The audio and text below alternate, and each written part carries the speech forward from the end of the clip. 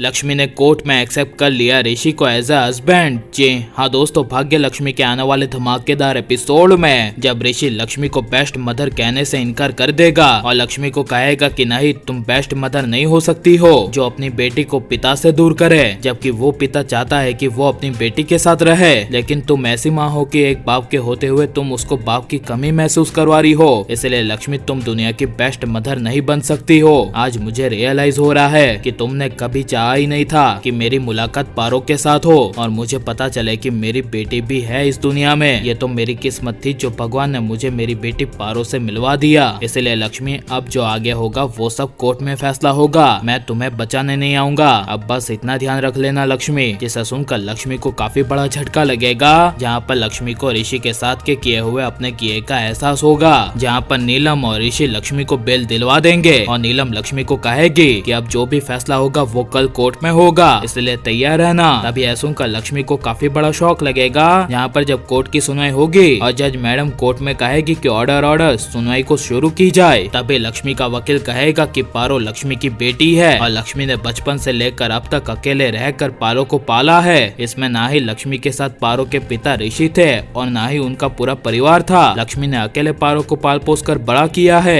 तभी ऋषि का वकील गुस्से से कहेगा कि जज साहिबा, मैं मानता हूँ कि पारो के पिता ऋषि उस समय लक्ष्मी के साथ नहीं थे। आपको याद होगा कि 6 साल पहले ट्रेन हादसा हुआ था और उसी ट्रेन से लक्ष्मी जा रही थी और उस हादसे में लक्ष्मी का ब्रेसलेट मिला था, जिससे ऋषि और पूरे परिवार को लगा कि लक्ष्मी इस दुनिया को छोड़कर चली गई है। और फिर भी पारो के पिता ऋषि ने लक्ष्मी को बहुत ढूंढने की कोशिश की, लेकिन लक्ष्मी कहीं नहीं मिली। और रही बात लक्ष्मी के पारो को अकेले जन्म देने की, तो वो खुद लक्ष्मी ने ऋषि को बताए बिना ही अकेले ही जन्म दे दिया। अगर उस समय मेरे क्लाइंट ऋषि को लक्ष्मी बता देती कि मेरे कोख में बच्चा है और मैं आपके बच्चे की माँ हूँ, तो पारो के पिता और एक ऑब्वियसली पिता अपने बच्चे के लिए अपनी पत्नी के पास जाता ही जाता है। लेकिन लक्ष्मी ने शुरू से लेकर पारो के पिता से ये बात छुपा कर रखी कि उनकी एक बेटी है और खुद लक्ष्मी जिंदा है। लक्ष्मी ने खुद जाकर कभी ऋषि को इन्फॉर्म नहीं किया, बल्कि 6 साल बाद जब स्कूल मीटिंग हुई तभी ऋषि की मुलाकात गुरदासपुर के गांव में पारो से हुई और वो पारो और किसी की नहीं बल्कि लक्ष्मी की बेटी निकली। और पूरी फैमिली को पता चला कि लक्ष्मी जिंदा है और साथ ही उनकी बेटी भी है, जिसे सुनकर लक्ष्मी को काफी बड़ा झटका लगेगा और लक्ष्मी के पास बोलने के लिए शब्द नहीं होंगे। जहाँ पर जब लक्ष्मी का वकील कहेगा तो क्या हो गया पता चला, तो लक्ष्मी का साथ तो आज भी ना ही नीलम जी ने और ना ही उनके परिवार ने दिया है। तभी ऋषि कहेगा योर ऑनर, लक्ष्मी 6 सालों से छोड़कर चली गई थी